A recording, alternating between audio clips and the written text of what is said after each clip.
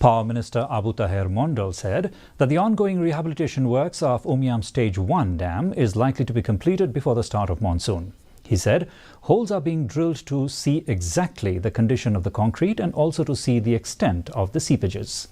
The department also informed that there will be total shutdown on movement of vehicles when the bridge is lifted for replacement of the bearings.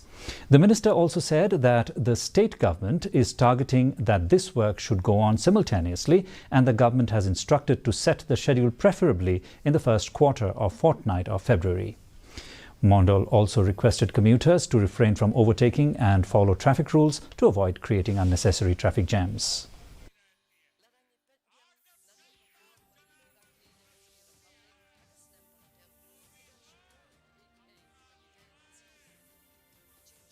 No, we have restricted all heavy vehicles already.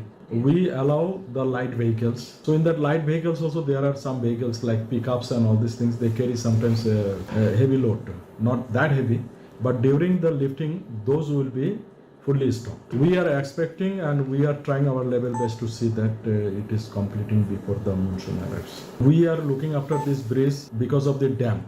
Otherwise, the entire portion of the road belongs to PWD. And I have discussed with the secretary and chief engineer of PWD also to find out whether that bridge can be utilized or not. But see, layman's idea is that that bridge has been abandoned for quite a long time. And those times the load factor was completely different. So the entire steel structure is intact or not, and even the abutment, whether that is intact or not. But many onlooker or the people there, they told me that that bridge is not motorable.